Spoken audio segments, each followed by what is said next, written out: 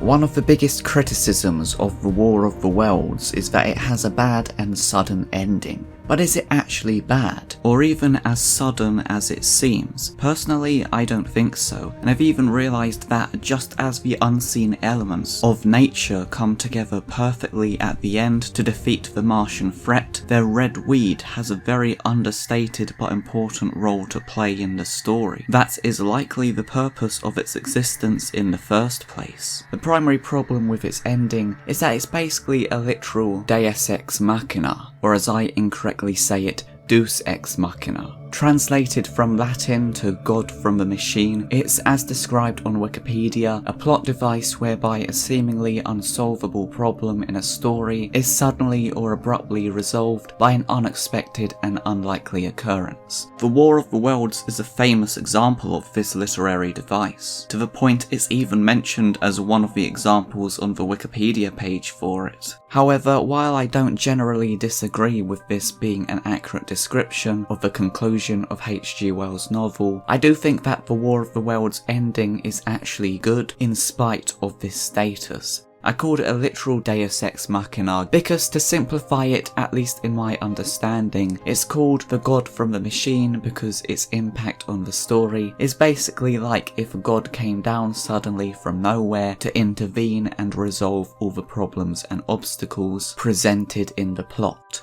I believe the origins of the exact phrase are also quite literal, with actors playing gods in ancient Greek theatre being brought on stage using a machine. So prime example of a deus ex machina is the ending of The War of the Worlds is essentially what happens. The Martians invade and conquer Earth, defeating the most powerful forces in the world, and then suddenly, as it says in the novel, they're slain, after all man's devices had failed, by the humblest things that God in his wisdom has put upon this earth. The bacteria and viruses to which these foreign beings had built up no defences to. Oh, and I apologise for spoiling this 125-year-old book for anyone that didn't know. Steven Spielberg's 2005 adaptation of the story likewise keeps this ending, and from what I've seen, there seems to be quite a number of people that don't realise it's not original to the film and specifically criticise it for this ending, although I have also seen others criticise this aspect of it while being aware that it's based on a book, yet proclaim that that doesn't make it any less stupid. Indeed, even Spielberg himself, about 15 years later, seemed to agree with this, with him saying in a discussion with fellow famed film director James Cameron that the film doesn't have a good ending. I never could figure out how to end that darn thing.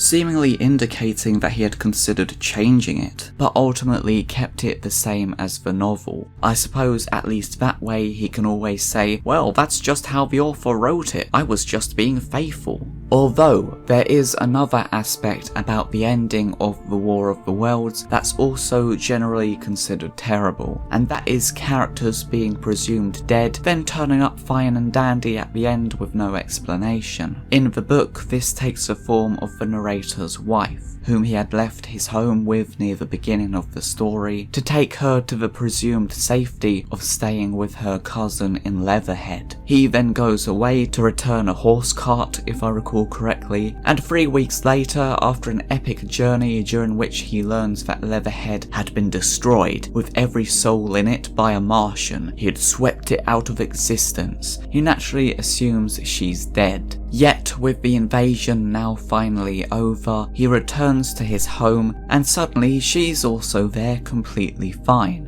This was made fun of even at the time, with the parody novel The War of the Weenuses, released only months after the book in 1898, having the narrator during an invasion by this new threat say, "How my wife and mother escaped I shall not say. I make a point of never explaining the escape of my wife, whether from Martians or Weenuses." Now ultimately, we don't see the wife after the beginning until the very end, between which a long period of time occurs, so it's perfectly conceivable to imagine that she could have survived and got out of Leatherhead before any danger came near. So I don't have a problem with that personally. I think the only thing that bothers me about it really is the coincidence that when the narrator makes his way back to his house, he discovers it's empty, then a moment later she just happens to turn up too. And it doesn't seem to be like, oh well, maybe she'd been there for a while. She literally says, the house is deserted, no one has been here these 10 days. Now, I think it's meant to be like some romantic stuff, like that they just perfectly knew that each other would be there or whatever. However, in the Tom Cruise film, it's even worse than this. Of course, it has a different set of characters, with Ray and his 2 children, Robbie and Rachel, spending most of the film with them trying to get to Boston to Ray's ex-wife's parents. Midway through the journey, Robbie departs from them because seeing the military fighting the tripods ignited the epic COD gamer boy within him, and he becomes eager to join the fight. So we see this weaponless, unprotected teenager going over this hill into this burning mass of war where the tripods are clearly right there kicking the military's butt. Whatever. The film continues with Ray and Rachel, and at the end, when they finally arrive in Boston, Ray's ex-wife's parents' house is street and all the family within it are perfectly fine. Which that's okay, maybe the tripods just didn't get to that location yet. Fair enough. Then suddenly Robbie pops his head out, and turns out, even though last we saw him, he was heading into what seemed to be a glorious, fiery, near certain death. Nope, he's completely fine, with no reason at all given how.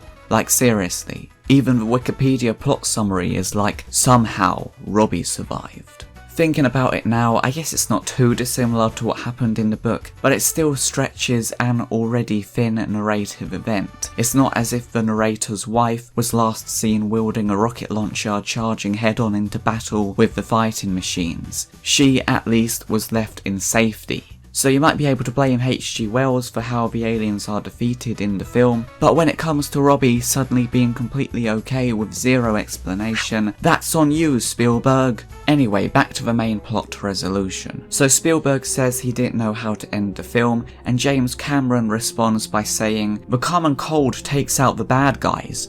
I don't think H.G. Wells could figure it out. Which I personally think is an inaccurate statement. I believe the ending of The War of the Worlds was actually planned right from the very beginning, as before the story was initially published over the course of several months in 1897 in its original serialized form in Pearson's magazine, Pearson's actually demanded to know the ending of the piece before committing to publish it, which is apparently a common practice in publishing to ensure that the story is complete and satisfactory for publication, which makes sense. Naturally, they wanted to know it was actually going somewhere and would have a good conclusion before investing in a months-long release, for which, in this case, Wells was paid £200, which according to the Bank of England is the equivalent of £21,426 37p in November 2023 money. Consequently, I think it's somewhat unjust to say Wells couldn't figure out how to end it. It apparently doesn't seem to be the case that he wrote 7/8 of the story and was then like, oh balls, I've created an absolutely unstoppable enemy and now I have no clue how to resolve this problem. Ah, I know, they all catch a cold and die, as Cameron seems to suggest. Instead, I think the ending is exactly what Wells intended it to be and makes the statements he was trying to point out. As his great-grandson Simon Wells explained so well. It's quite extraordinary when you consider the era that H.G. was writing the original story, for him to come up with the solution of it being the common cold that kills off the alien invasion. Here's a thing that, if science could, it would eliminate the common cold. And what Wells is saying is that by using that as the ultimate denouement, is everything in our world, all of the environment is related and every part of it is necessary. So if we manage to kill off the common cold, well, the aliens would have killed us. And for someone to have written that back at the end of the 19th century is quite extraordinarily prescient.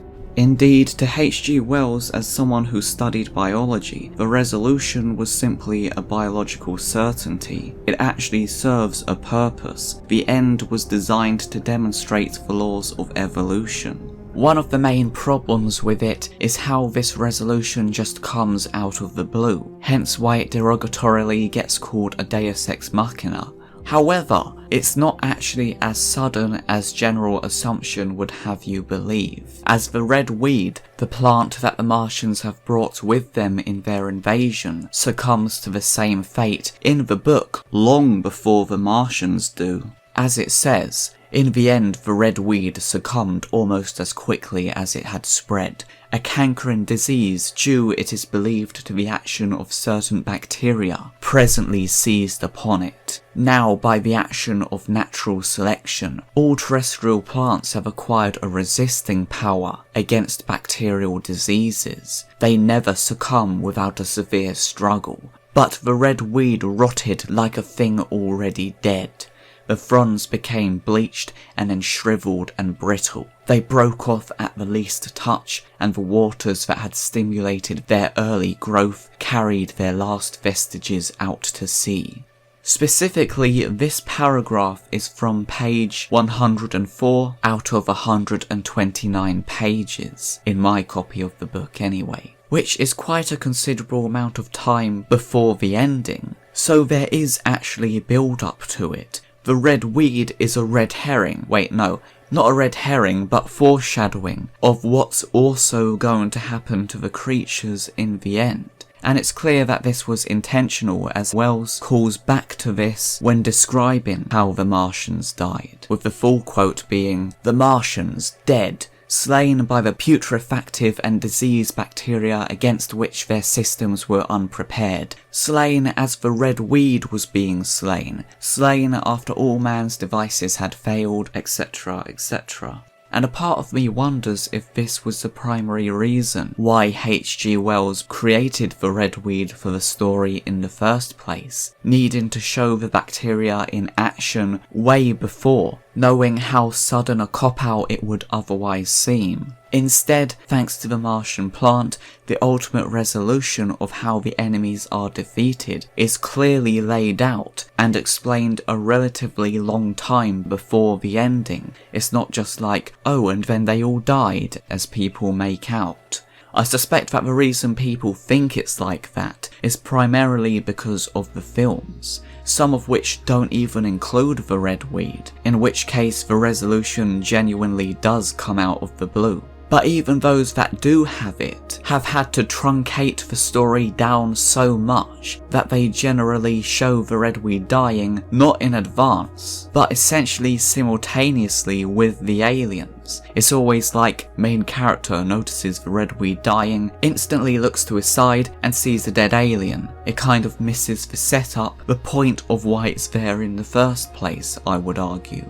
I guess it's basically meant to be used kind of as a deus ex machina get out of jail free card. One that generates a twist that, although is unexpected, is consequently possible to anticipate. With the red weed, Wells plants the idea, if you'll pardon the pun, into the reader's minds earlier on, that this stuff can happen, yet they likely don't expect that these almost invincible Martian invaders, with their superior technology and destructive power, could be defeated by something so small and insignificant. It's an ending that aligns with the naturalistic themes H.G. Wells, as a student of biology and proponent of Darwinism, likely intended, highlighting the power of nature and evolution. Yet not only that, but although it's a twist ending, it's still something that makes sense and is grounded in scientific plausibility. We know that foreign organisms often struggle to survive in a new ecosystem due to the presence of unfamiliar pathogens. So the Martians' lack of immunity to Earth's bacteria is a realistic detail that adds credibility to this science fiction narrative.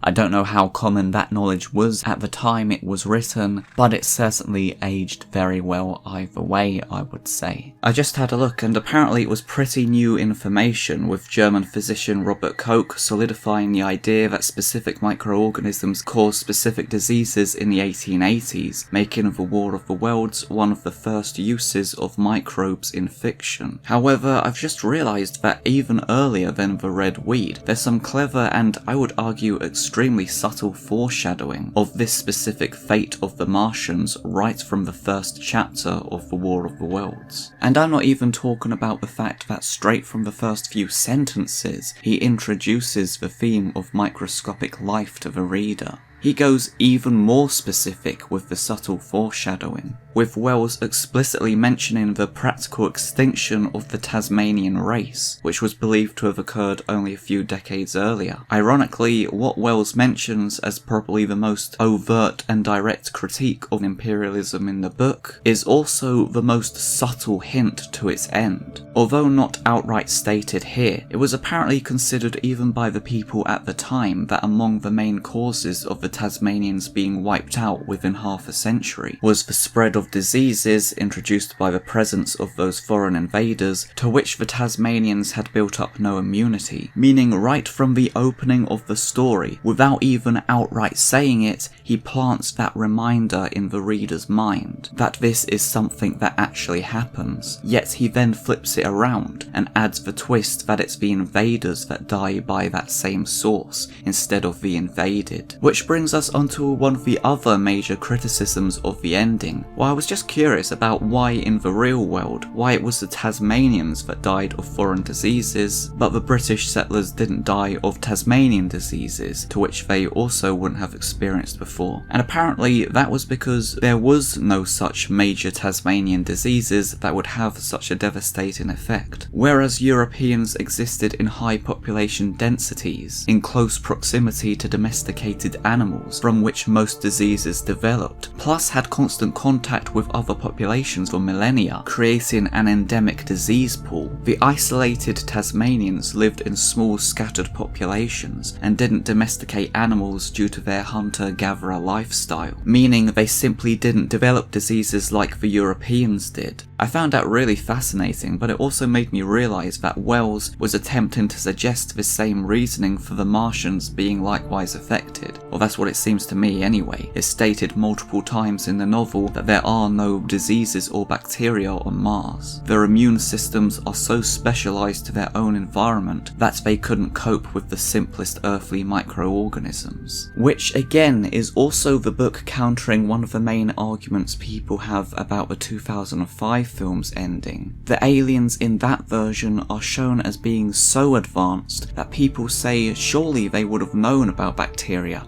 and prepared for all that. Yet, as seen here, even in the original story, it's suggested that the Martians were so advanced that they simply wiped out all diseases so long ago that they simply gave no thought to it. The concept was forgotten to them, as they've remained isolated in their own bacteria-free environment for so long. So not only is it a resolution that's set up earlier on, it's also one that makes sense. If it was one or the other, then it would be fair to refer to it as bad. Like, if at the beginning the narrator is like, "Oh hey Ogilvy, are you still working on that destroy all Martians and tripods gun?" And then in the end they use the destroy all Martians and tripods gun to destroy all the Martians and tripods. Well, that would be set up early on, but it wouldn't make any sense, and consequently would be bad. And likewise, if the conclusion was genuinely as sudden as popular idea would have you believe it is due to the films, then that would also be bad. So the fact that it's both set up beforehand and makes sense, I think actually makes it work extremely well, and shows that it was clearly very well thought out, at least in my opinion. Even at the time of making his film, Steven Spielberg didn't seem to have a problem with it either, saying, "Despite all of man's technology, and all of our courage, and all of our hopefulness, what really saves us in the end are the microscopic creatures alive on this planet today, and that was something I didn't want to lose." And as the screenwriter of the film, David Cope, put it, "The idea of bacteria destroying them when all our weapons failed is just a great irony. That which we take lightly and attempt to stamp out and never even think about, and can't even see, is much more powerful than our greatest weaponry. And I think the idea that nature in some way knows a hell of a lot more than we do, I think is an idea that will last forever."